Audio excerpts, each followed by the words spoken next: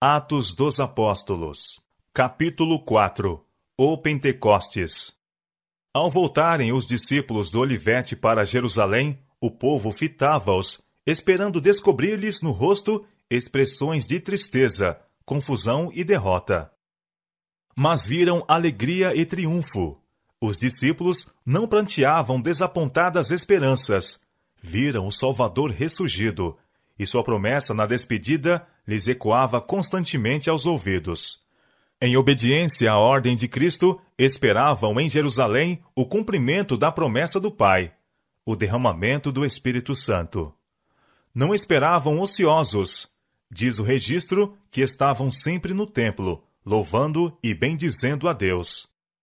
Lucas capítulo 24, verso 53. Reuniram-se também para, em nome de Jesus, apresentar seus pedidos ao Pai. Sabiam que tinham um representante no céu, um advogado junto ao trono de Deus. Em solene reverência, ajoelharam-se em oração, repetindo a promessa: tudo quanto pedirdes a meu Pai em meu nome, ele vô-lo há de dar. Até agora nada pedistes em meu nome. Pedi e recebereis, para que o vosso gozo se cumpra. João capítulo 16, verso 23 e 24. Mais e mais alto, eles estenderam a mão da fé, com um poderoso argumento: é Cristo quem morreu, ou antes quem ressuscitou dentre os mortos, o qual está à direita de Deus, e também intercede por nós. Romanos capítulo 8, verso 34. Ao esperarem os discípulos pelo cumprimento da promessa, humilharam o coração em verdadeiro arrependimento e confessaram sua incredulidade. Ao trazerem à lembrança as palavras que Cristo lhes havia dito antes da morte, entenderam mais amplamente seu significado. Verdades que lhes tinham escapado à lembrança lhes voltavam à mente, e eles as repetiam uns aos outros. Reprovavam-se por não haverem compreendido o Salvador. Como numa sequência, cena após cena de sua maravilhosa vida passou perante eles. Meditando sobre sua vida pura, santa, sentiram que nenhum trabalho seria árduo demais, nenhum sacrifício demasiado grande, contanto que pudessem testemunhar na própria vida da amabilidade do caráter de Cristo. Oh, se pudessem viver de novo os passados 3 anos, pensavam, quão diferente agiriam? Se pudessem somente ver o Mestre outra vez, com que ardor procurariam mostrar quão profundamente o amavam e quanto se haviam entristecido por terem-no ferido com uma palavra ou um ato de incredulidade? Mas estavam confortados com o pensamento de que haviam sido perdoados e determinaram que, tanto quanto possível, expiariam sua incredulidade, confessando-o corajosamente perante o mundo. Os discípulos oraram com intenso fervor para serem habilitados a se aproximarem das pessoas e, em seu trato diário, falar palavras que levassem os pecadores a Cristo. Pondo de parte todas as divergências, todo o desejo de supremacia, uniram-se em íntima comunhão cristã. Aproximaram-se mais e mais de Deus, e fazendo isto, sentiram que era um privilégio poderem associar-se tão intimamente com Cristo. A tristeza lhes inundava o coração ao se lembrarem de quantas vezes o haviam mortificado por terem sido tardos de compreensão, falhos em entender as lições que, para seu bem, ele estivera buscando ensinar-lhes. Esses dias de preparo foram de profundo exame de coração. Os discípulos sentiram sua necessidade espiritual e suplicaram do Senhor a santa unção que os devia capacitar para a obra da salvação. Não suplicavam essas bênçãos apenas para si. Sentiam a responsabilidade que pesavam sobre eles. Compreendiam que o Evangelho devia ser proclamado ao mundo e clamavam pelo poder que Cristo prometera. Durante a era patriarcal, a influência do Espírito Santo tinha sido muitas vezes revelada de maneira muito notável, mas nunca em sua plenitude. Agora, em obediência à palavra do Salvador, os discípulos faziam suas súplicas por esse dom, e no céu, Cristo acrescentou sua intercessão. Ele reclamou o dom do Espírito Santo para que pudesse derramá-lo sobre seu povo. E cumprindo-se o dia de Pentecostes, estavam todos reunidos no mesmo lugar, e de repente veio do céu um som, como de um vento veemente e impetuoso, e encheu toda a casa em que estavam assentados. Atos capítulo 2, versos 1 e 2. O Espírito veio sobre os discípulos que, expectantes, oravam, com uma plenitude que alcançou cada coração. O Ser Infinito revelou-se em poder à sua igreja. Era como se por séculos essa influência estivesse sendo reprimida, e agora o céu se regozijasse em poder derramar sobre a igreja as riquezas da graça do Espírito. E sob a influência do Espírito, palavras de arrependimento e confissão misturavam-se com cânticos de louvor por pecados perdoados. Eram ouvidas palavras de gratidão e de profecia. Todo o céu se inclinou na contemplação da sabedoria do incomparável e incompreensível amor. Absortos em admiração, os apóstolos exclamaram: "Nisto consiste o amor." 1 João capítulo 4, verso 10. Eles se apossaram do dom que lhes era repartido. E o que se seguiu? A espada do Espírito, de novo afiada com poder e banhada nos relâmpagos do céu, abriu caminho através da incredulidade. Milhares se converteram num dia. Disse Cristo a seus discípulos: "Digo-vos a verdade, que vos convém que eu vá, porque se eu não for, o Consolador não virá a vós.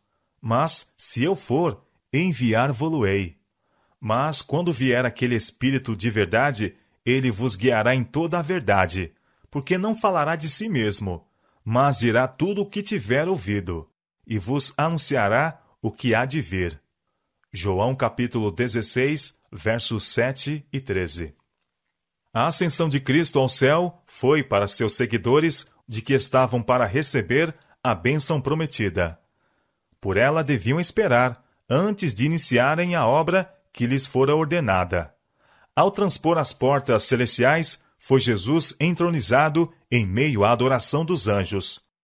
Tão logo foi esta cerimônia concluída, o Espírito Santo desceu em ricas torrentes sobre os discípulos. E Cristo foi de fato glorificado com aquela glória que tinha com o Pai desde toda a eternidade. O derramamento pentecostal foi uma comunicação do céu de que a confirmação do Redentor havia sido feita. De conformidade com sua promessa, Jesus enviou do céu o Espírito Santo sobre seus seguidores, em sinal de que ele, como sacerdote e rei, recebera todo o poder no céu e na terra, tornando-se ungido sobre seu povo. E foram vistas por eles línguas repartidas, como que de fogo, as quais pousaram sobre cada um deles, e todos foram cheios do Espírito Santo, e começaram a falar noutras línguas, conforme o Espírito Santo lhes concedia que falassem. Atos capítulo 2, versos 3 e 4. O Espírito Santo, assumindo a forma de línguas de fogo, repousou sobre a Assembleia. Esse era um emblema do dom então outorgado aos discípulos, o qual os capacitava a falar com fluência línguas com as quais antes não tinham tomado contato algum. A aparência de fogo significava o zelo fervente com que os apóstolos trabalhariam e o poder que assistiria à sua obra. E em Jerusalém estavam habitando judeus, varões religiosos de todas as nações que estão debaixo do céu. Atos, capítulo 2, verso 5. Durante a dispersão, os judeus tinham sido espalhados por quase todas as partes do mundo habitado, e em seu exílio tinham aprendido a falar várias línguas. Muitos desses judeus estavam nesta ocasião em Jerusalém, assistindo às festas religiosas que então se realizavam. Cada língua conhecida estava por eles representada. Essa diversidade de línguas teria sido um grande obstáculo à proclamação do Evangelho. Deus, portanto, de maneira miraculosa, supriu a deficiência dos apóstolos. O Espírito Santo fez por eles o que não teriam podido fazer por si mesmos, em toda uma existência. Agora podiam proclamar as verdades do Evangelho em toda parte, falando com perfeição a língua daqueles por quem trabalhavam. Esse miraculoso dom era para o mundo uma forte evidência de que o trabalho deles tinha a aprovação do céu. Daí por diante, a linguagem dos discípulos era pura, simples e correta. Falassem eles no idioma materno ou numa língua estrangeira. E, correndo aquela voz, ajuntou-se uma multidão e estava confusa, porque cada um os ouvia falar na sua própria língua. E todos pasmavam e se maravilhavam, dizendo uns aos outros: Pois que? Não são galileus todos esses homens que estão falando? Como, pois, os ouvimos, cada um na nossa própria língua, em que somos nascidos? Atos, capítulo 2, versos 6 a 8. Os sacerdotes e príncipes estavam excessivamente enraivecidos ante essa manifestação extraordinária, mas não ousavam demonstrar sua má disposição, por temor de se exporem à violência do povo. Tinham assassinado o Nazareno, mas eis que ali estavam seus servos, indoutos da Galiléia, contando em todas as línguas então faladas a história de sua vida e ministério. Os sacerdotes, resolvidos a atribuir o poder miraculoso dos discípulos a alguma causa natural, declararam estarem eles embriagados, por terem bebido demais do vinho novo preparado para o banquete. Alguns dos mais ignorantes, dentre o povo, creram na acusação, mas os mais inteligentes sabiam que isso era falso. E os que compreendiam as diferentes línguas testificavam da correção com que eram usadas pelos discípulos. Em resposta à acusação dos sacerdotes, Pedro destacou que essa demonstração era um direto cumprimento da profecia de Joel, onde acredita a descida de tal poder sobre homens a fim de habilitá-los para uma obra especial. Varões judeus e todos os que habitais em Jerusalém, disse ele, seja-vos isto notório e escutai as minhas palavras. Estes homens não estão embriagados, como vós pensais, sendo a 3ª hora do dia. Mas isto é o que foi dito pelo profeta Joel. E nos últimos dias acontecerá, diz Deus, que do meu espírito derramarei sobre toda a carne. E os vossos filhos e as vossas filhas profetizarão, e os vossos mancebos terão visões, e os vossos velhos sonharão sonhos. E também do meu espírito derramarei sobre os meus servos e minhas servas naqueles dias, e profetizarão. Atos capítulo 2, versos 14 a 18. Com clareza e poder, Pedro testificou da morte e ressurreição de Cristo. Varões israelitas, escutai estas palavras. A Jesus Nazareno, varão aprovado por Deus, dentre vós, com maravilhas, prodígios e sinais, que Deus por ele fez no meio de vós, como vós mesmos bem sabeis, a este crucificastes e matastes pelas mãos de injustos, ao qual Deus ressuscitou, soltas as ânsias da morte, pois não era possível que fosse retido por ela. Atos capítulo 2, versos 22 a 24. Pedro não se referiu aos ensinos de Cristo a fim de justificar sua atitude, porque sabia que o preconceito de seus ouvintes era tal que suas palavras sobre o assunto seriam de nenhum efeito. Em vez disso, falou de Davi, que era considerado pelos judeus como um dos patriarcas da nação.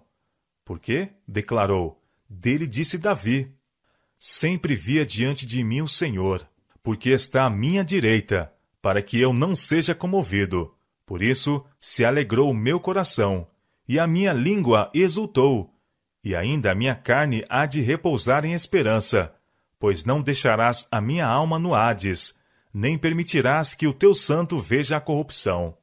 Atos capítulo 2, versos 25 a 27. Varões irmãos, seja-me lícito dizer-vos livremente acerca do patriarca Davi, que ele morreu e foi sepultado, e entre nós está até hoje a sua sepultura. Ele disse da ressurreição de Cristo, que sua alma não foi deixada no Hades, nem a sua carne viu a corrupção. Deus ressuscitou a este Jesus, do que todos nós somos testemunhas. Atos capítulo 2, versos 29 e versos 31 e 32. É uma cena cheia de interesse. Eis o povo afluindo de todas as direções para ouvir os discípulos testificarem da verdade como é em Jesus. Eles se acotovelavam, lotando o templo. Sacerdotes e príncipes estão presentes, fisionomias carregadas de malignidade, o coração ainda cheio de permanente ódio contra Cristo, as mãos maculadas com o sangue do Redentor do mundo, sangue esse derramado quando o crucificaram. Pensavam encontrar os apóstolos acovardados e temerosos sob a mão forte da opressão e assassínio, mas encontraram-nos acima de todo temor, cheios do Espírito, proclamando com poder a divindade de Jesus de Nazaré. Ouvem-nos declarando com ousadia que aquele tão recentemente humilhado, escarnecido, ferido por mãos cruéis e crucificado é o príncipe da vida, agora exaltado à direita de Deus. Alguns dos que ouviam os apóstolos tinham tomado parte ativa na condenação e morte de Cristo. Suas vozes tinham se misturado com a da turba, pedindo sua crucificação. Quando Jesus e Barrabás foram colocados perante eles no tribunal, e Pilatos perguntou: Qual quereis que vos solte? Eles clamaram: Este não, mas Barrabás. João capítulo 18, verso 40. Quando Pilatos lhes apresentou Cristo, dizendo: Tomai-o vós e crucificai-o, porque eu nenhum crime acho nele.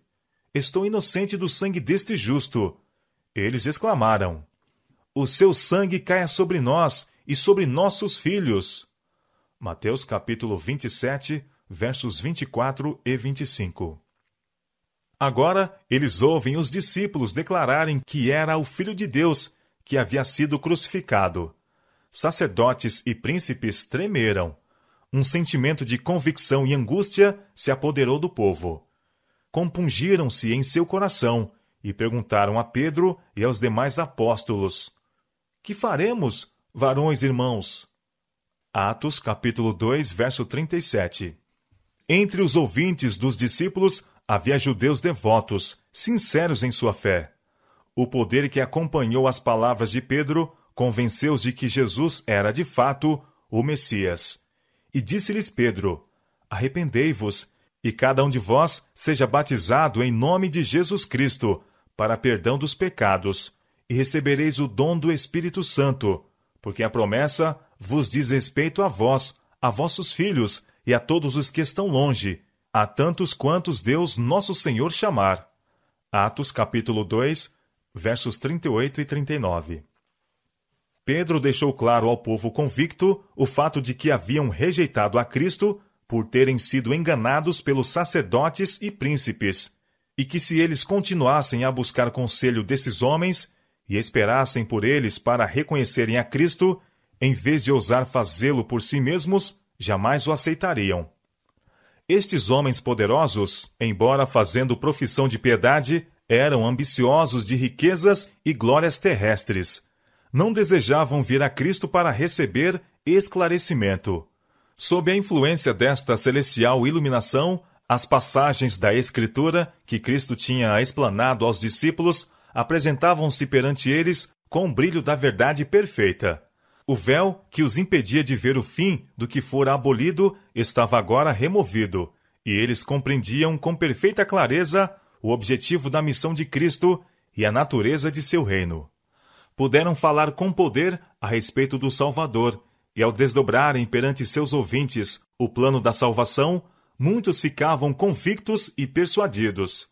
As tradições e superstições inculcadas pelos sacerdotes foram varridas de sua mente, e os ensinos do Salvador aceitos. De sorte que foram batizados os que de bom grado receberam a sua palavra. E naquele dia agregaram-se quase 3.000 almas. Atos capítulo 2, verso 41. Os líderes judeus tinham imaginado que a obra de Cristo terminaria com sua morte, mas em vez disso testemunharam as maravilhosas cenas do dia do Pentecostes. Ouviram os discípulos dotados de poder e energia até então desconhecidos, pregando a Cristo, e viram suas palavras confirmadas por sinais e maravilhas. Em Jerusalém, o centro do judaísmo, milhares declararam abertamente sua fé em Jesus de Nazaré como Messias.